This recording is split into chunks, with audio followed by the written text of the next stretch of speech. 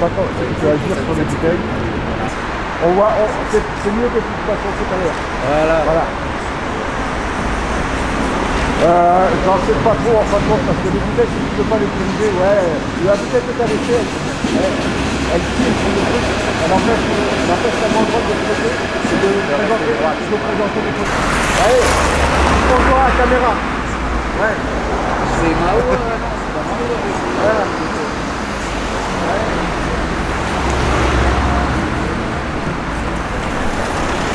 Bon, merci les gars.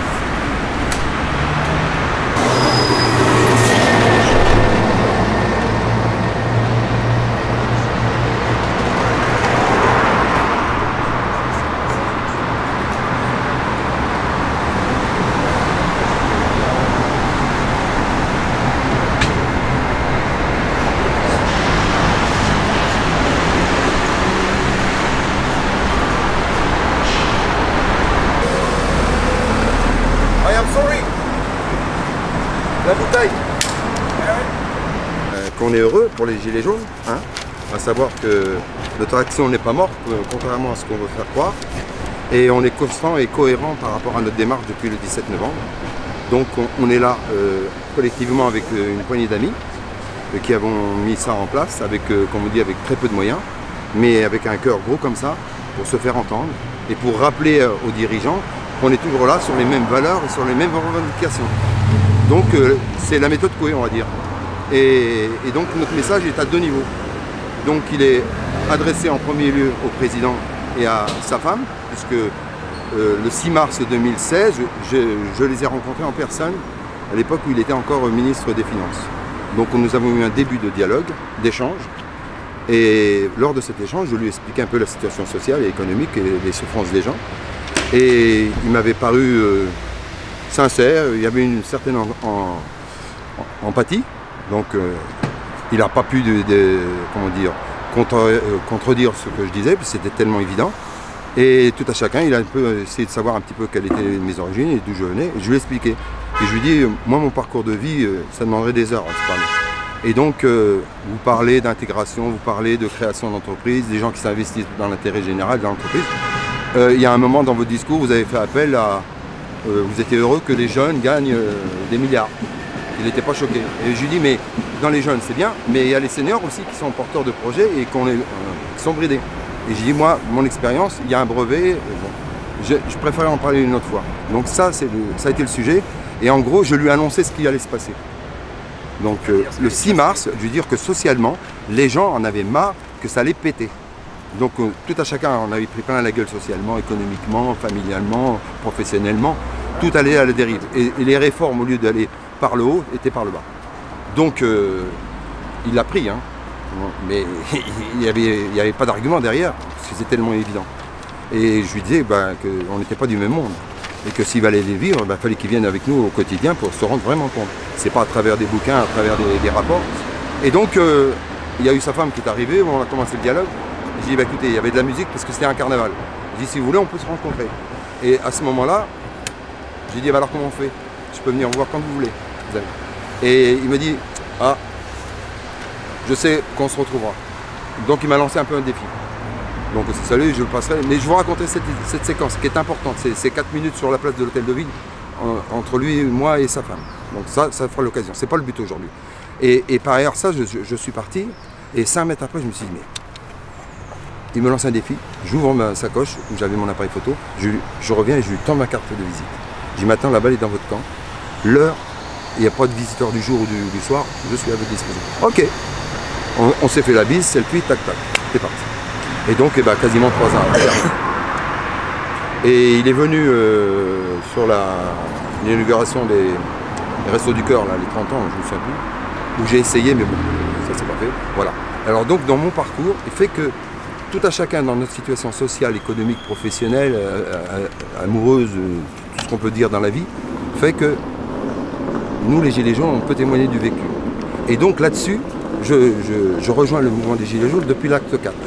Donc depuis Orléans, ça fait le 23e acte. Je suis là. Et j'ai rejoint mes amis de la Croix de Chabot. Mon ami José. Voilà. Et on a créé une deuxième famille. Ça, c'est les Gilets jaunes. et la finalité. Donc ça, c'est ce message pour lui rappeler. Mais je souhaiterais qu'il y ait eu un plus, parce que ça aurait dû se faire au mois de mars, la journée de la femme, le 8 mars. J'aurais voulu que 12 femmes indignées, révoltées, qui vivent leur quotidien, leur galère, puissent venir être reçues décemment, avec tous les honneurs de la République, qui puissent venir au palais témoigner. Et donc je le provoque un petit peu, mais de façon sympathique, un peu ironique, de dire, nous on veut être les visiteurs du jour. Donc ça serait 12 femmes, ça c'est l'objectif. Et le deuxième, avec les revendications bien sûr, le deuxième c'est en direction des Gilets jaunes. De dire que les têtes de gondole, un peu nos leaders, qui sont symboliques, qu'on puisse avoir une union du nord au sud, qu'on tienne le même langage au même moment et qu'on fasse les mêmes revendications. Voilà, ça c'est ce qui nous manque. Et il y en a marre de la casse tous les samedis, c'est de dire trouver un temps fort à l'extérieur des villes. Et là, les sympathisants vont venir sur un espace sécurisé, pour pouvoir être déclaré et partager, que ça soit un peu festif. Tout à chacun, il faut qu'il soit créatif. Et ça, si on pouvait le faire par département sur des espaces style la Courneuve, des hippodromes, et là, on pourra se compter et reprendre la base. Eh bien, les leaders, on leur a proposé ça depuis quelques mois, comme on dit, satisfait, séduit, mais ça ne bouge pas. Alors donc, on a pris le mort. On dit maintenant, on lance.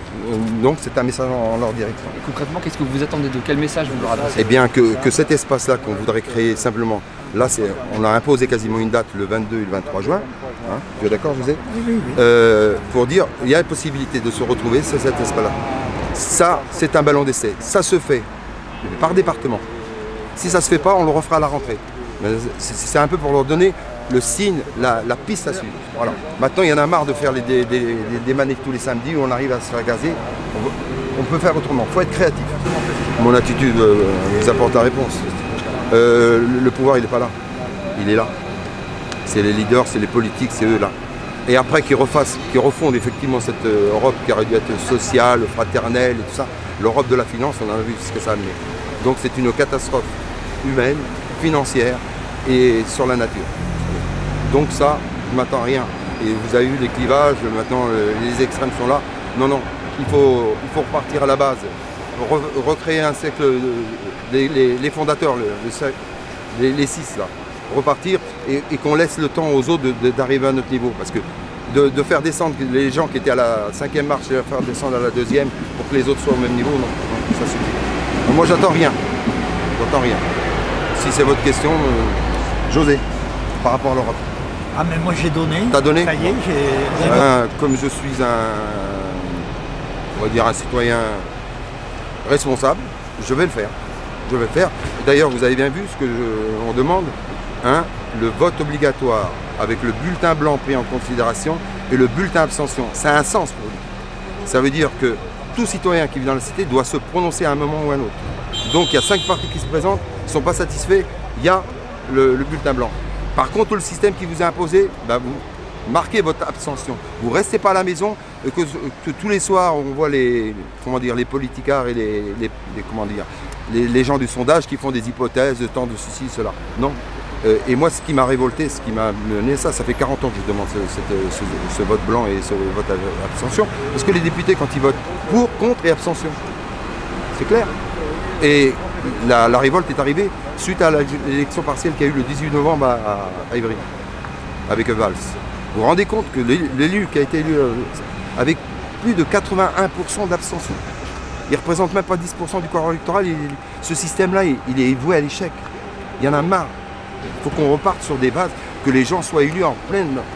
Et alors, je vais pousser un peu le bouchon un peu loin, c'est que moi, mes origines, je suis d'origine algérienne, et depuis quasiment 30 ans, on va dire 40 ans, les élections sont polluées par l'immigration et ceci et cela, j'en ai marre.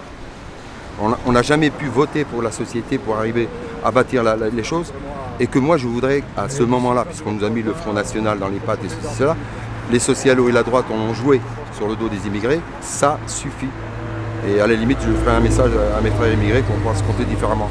Mais moi ce qui m'intéresse, parce que dans le système tel qu'il est là, le corps électoral, les gens votent et ils utilisent leur colère, leur mécontentement en jouant le billard à 3 bandes. je vais taper sur les socialos. 2, je vais taper sur la droite. Mais je ne suis pas sur le Front National, donc ça suffit.